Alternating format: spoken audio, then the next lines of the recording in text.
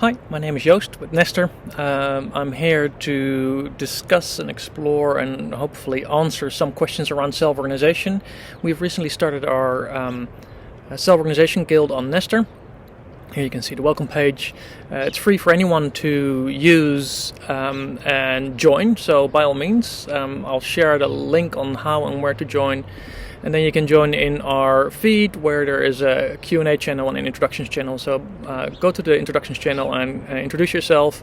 And then if you have any questions, drop them in the Q&A channel.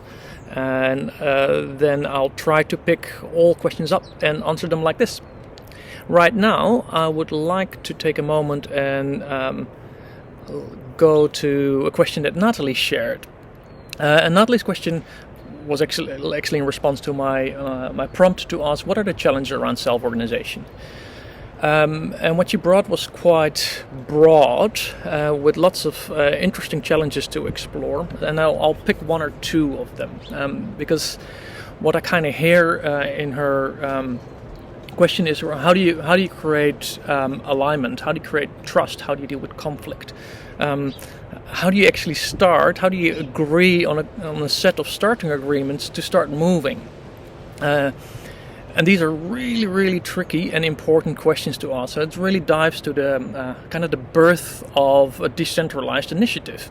How do you birth such a thing? And when is it birthed? And what are the boundaries? So my goal is to run these videos for less than 5 minutes, and this will not do justice to the entire depth of this topic, but I do want to highlight one or two items. And first is really, what are you trying to do? Right, so that's really the base question. What's the identity of the collective?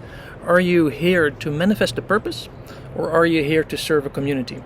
Right, so that really, the answer to that question will determine a lot, because if you're a community, by definition, all people of that community are welcome. So the purpose then becomes serving those that are part of the community. Where if you're here to do something, to make an impact in the world, you don't necessarily need all energies, right? So if you are setting up a community garden, you don't necessarily need a developer, or if you're building an online tool, you don't necessarily need a gardener. So that is really going to inform what's going to happen. And what I want to do here is focus on manifesting purpose. So rather than serving community, to really look at manifest purpose, because that's really where things often start to break down and disintegrate a little bit, or at least a lot of challenges show up.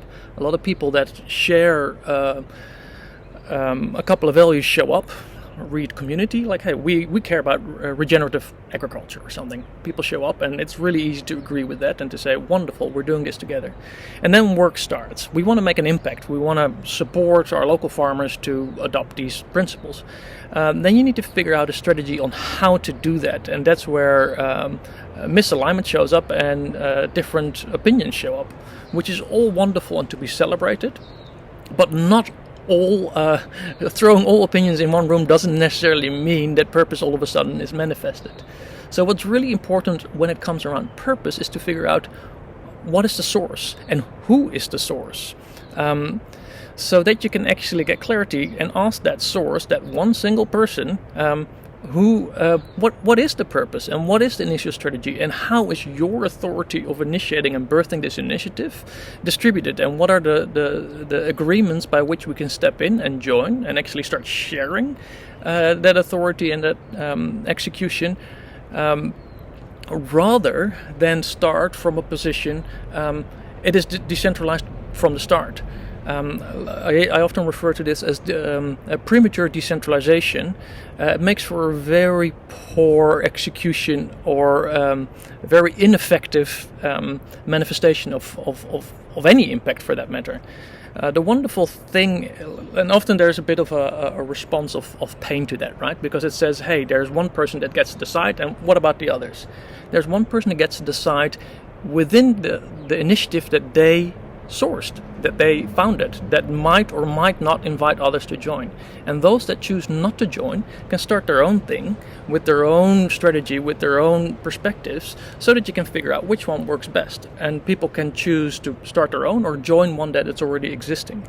So really dwell on that question: what is the source, who's the source, and let that source drive so that others can choose to join or start their own or join somewhere else. Because if you don't, there's disagreement from the start, and there is no escaping that, because then you are by definition stuck in a consensus struggle, and you're not going to reach consensus, nor do you have the agreements to transcend that consensus. So you're perpetually stuck in not making any decisions, and that's deeply, deeply painful. Now there's lots and lots more to unpack there, but I hope this touches upon some of the questions that you asked, Natalie, and hopefully it's useful and interesting to others that are listening. And I'd love to engage in more detailed explorations on what those insights might lead to. Great. Thank you very much. Again, all the links are in the notes, and I look forward to more questions and more people joining our guild.